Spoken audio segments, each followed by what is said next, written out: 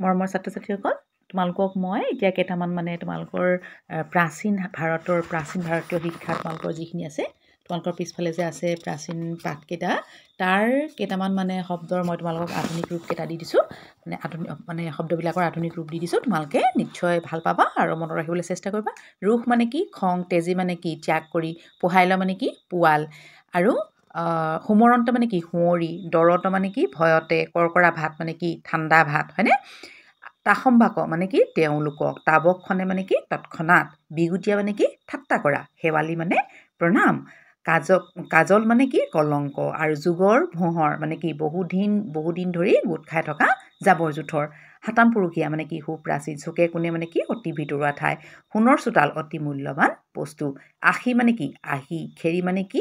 খেল। হন্তে মানে কাৰণে। সুতীয়া মানে কি? শুই। চৌপৰ মানে কি? চাৰি প্ৰহৰ। আৰু কিশোৰ মানে কি? কিহৰ, হয়নে? কিহৰ। আৰু হাৰলি মানে কি? অতি মৰমৰ। ছাত্ৰ ছাত্ৰীসকল, এইখিনিয়ে তোমালোকক মই দিছোঁ। তোমালোকৰ কেইটামান প্ৰাচীন শব্দ, সেইকেইটাৰ অসমীয়া ৰূপটো মই তোমালোকক আধুনিক ৰূপটো দি দিছোঁ।